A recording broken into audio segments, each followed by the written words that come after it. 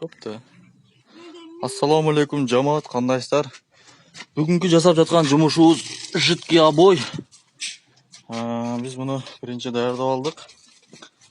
40 gradus suga 40 gradus su. Sudun жылуулугу. Son kazan болуш керек. Желательно bir 50-60 litrlik kazan болуш керек.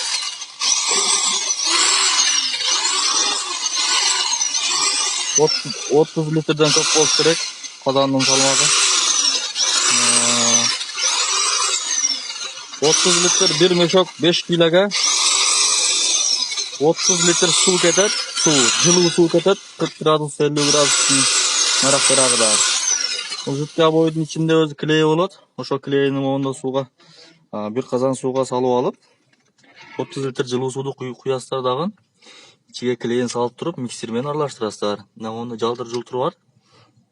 Муну дагы ошентип сразу салып алсаңыздар жакшы болот. 3 мешогу 40 квадратка жетет. Жидкий обойдун. Биздин свет мондай. Азыр баштадык. Мына жалдыр жылтыры бар. Мына дени бир челекке аралаштырып жасап алабыз. Андай мондай специально клей бар, обойный клей. Мындан дагы кошобуз. Чтобы прочный катуураак болуш үчүн.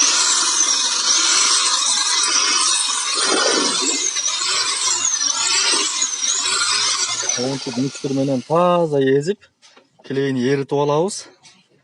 Оны даярдап койгонбуз. Азыр бир кичине эле комнатаны урабыз. 40 квадраттык 3 мешок кетет. 5 килограммдыктанчы. Свети ушундай. Моусу даяр. Бул бирде коюлган. Азыр 4 даяр болот. Хотя бы 3 саатка коюш керек. Ошо.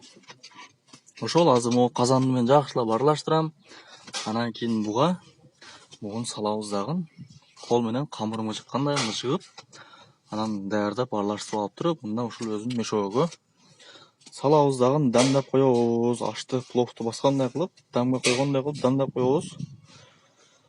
Бул дагы 3 саат туруш керек. Биз 3 мешок даярдайбыз азыр. Биринчи моусуну баштайбыз, экинчи муну, үчүнчү муну. Азыр могун салганды көрсөтөм силерге. Эми таза эритип алайын.